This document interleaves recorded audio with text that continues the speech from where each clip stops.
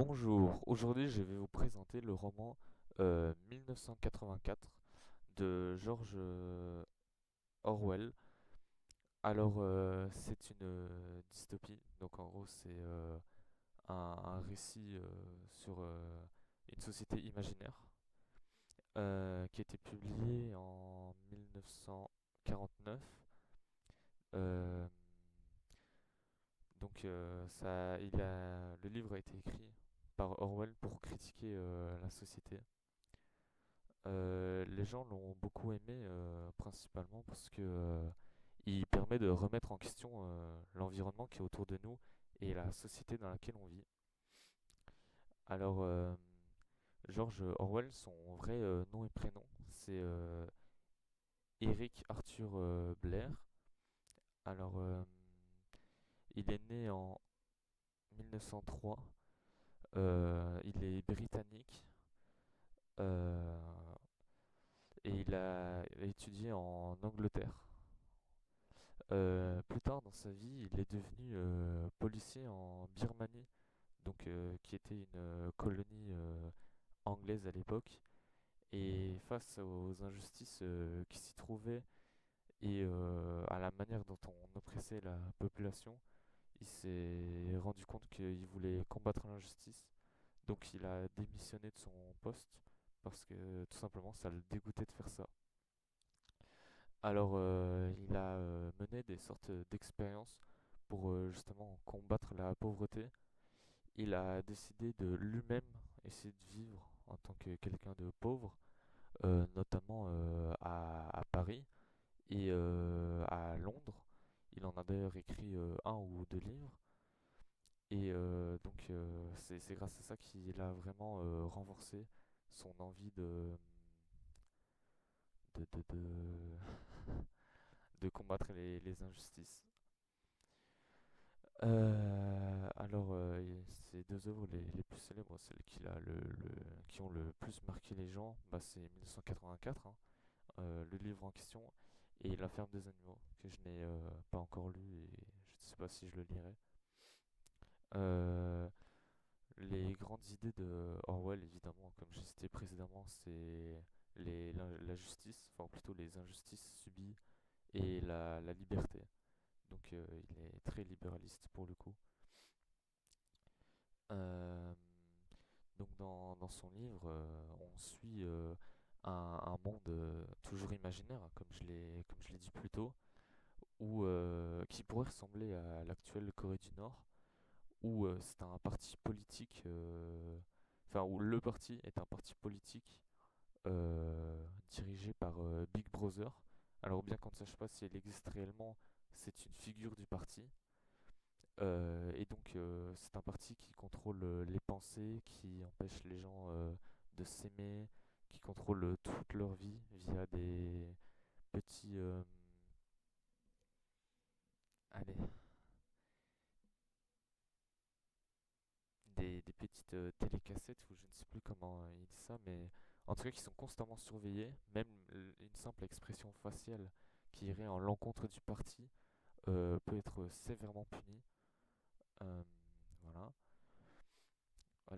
Notre protagoniste, Winston, un jour décide d'acheter un livre vide pour pouvoir y écrire son ressenti, faire un journal intime, ce qui est strictement interdit.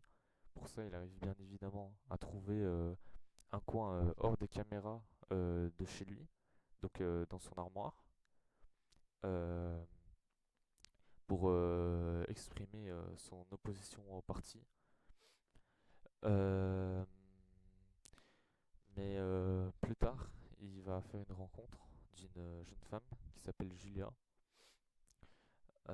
qui elle aussi est contre le parti, mais d'une manière différente. Lui, c'est surtout de manière politique qu'il est contre les idéaux de Big Brother, etc. Alors que elle, c'est vraiment, pour le coup, une opposition au niveau. Elle ne veut pas détruire le parti, mais elle veut juste réussir à transgresser les règles pour vivre comme elle en a envie. Un jour, elle lui dit qu'elle l'aime, évidemment, toujours caché, parce qu'ils ne peuvent pas. C'est totalement interdit d'avoir des relations interdite. Et donc, du coup, ils se mettent en une relation amoureuse. Et du coup, comme tout amoureux, ils veulent vivre des choses ensemble. Sauf que ils essayent de trouver un endroit, du coup, sans les petites caméras qui écoutent et tout. Du coup, ils réussissent à trouver un endroit qu'ils pensent être bon. Mais malheureusement, en fait, attendez, je recherche tout simplement comment est-ce que s'appelait le monsieur. Attendez, je sais que ah voilà, O'Brien, il me semble bien. O'Brien plutôt. Et donc, ce monsieur fait croire qu'il est opposé au parti et leur propose bah, enfin, leur propose une chambre où il n'y a pas soi-disant pas de téléviseur et de caméra. Sauf que ça s'avère être un partisan très investi du parti et qui donc les trahit entre guillemets et se révèle au grand jour comme il l'est réellement. Euh, et puis après, ça je vous laisse découvrir ce qui se passe. C'est pas déjà ce que je viens de dire, ça en donne beaucoup sur l'histoire, notamment sur le fait qu'il y a une trahison. Mais après, comment est-ce qu'ils vont vivre? Ça, telle est la question. Il faut lire pour savoir. Et c'est aussi pour pas dépasser le temps que je fais ça. Alors, mon avis sur les livres, honnêtement, euh, incroyable. Parce que ça remet énormément en question. Qu'est-ce qu'on entend? Enfin, pour nous, quelle est la définition de la liberté? Est-ce qu'on est réellement libre? Ah, ça, pour lequel je pense que oui, mais pas partout dans le monde. Il y a des endroits qui sont oppressés, que ce soit des populations, des ethnies ou des pays directement, hein. Donc ça peut être vraiment de tout. C'est ça qui rend vraiment 1984 bien. Alors mes petits conseils pour les gens qui voudraient le lire quand même, c'est que c'est un livre, faut pas s'attendre à une lecture agréable et chouette. C'est quelque chose on peut se sentir enfermé. Et c'est un livre aussi à lire à tête reposée, quelque chose où il faut bien réfléchir. Faut pas se contenter de lire, de comprendre l'histoire et voilà, basta. Il faut vraiment essayer de faire une comparaison entre le monde dans lequel on vit et le livre. Il faut y réfléchir. Et le troisième point, du coup, bah, je viens de le dire, mais c'est vraiment de remettre en question la société dans laquelle on vit. Est-ce que, elle est comparable à celle du livre que dénonce Orwell? Et est-ce que nous, on aurait fait la même chose que lui et tout? Il faut bien réfléchir à ça. C'est un livre qui fait réfléchir, pas un livre de, de plaisir en soi. Mais c'est vraiment un très bon livre pour ça. Alors voici l'extrait que je vais vous lire pour vous donner un aperçu du livre. Il acceptait tout. Le passé pouvait être modifié. Le passé n'avait jamais été modifié. L'Océania était en guerre contre l'Estania. Oui, l'Estasia. L'Océania avait toujours été en guerre contre l'Estasia.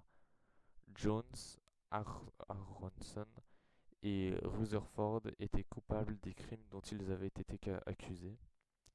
Ils n'avaient jamais vu la photographie qui réfutait l'accusation. Elle n'avait jamais existé. Ils l'avaient inventée. Il se souvenait d'avoir eu dans sa mémoire des faits qui se contredisent, mais c'étaient des souvenirs faux. Des produits d'autosuggestion, combien tout était facile. Il n'avait qu'à se rendre et le reste suivait.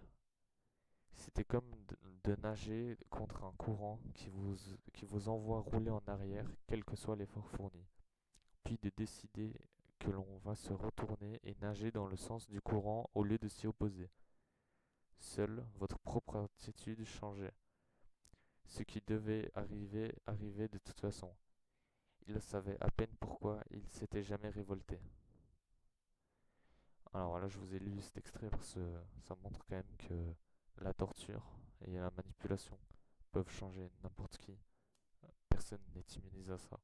C'est pas quelque chose qu'on choisit de se rendre. C'est quelque chose qui se produit inévitablement.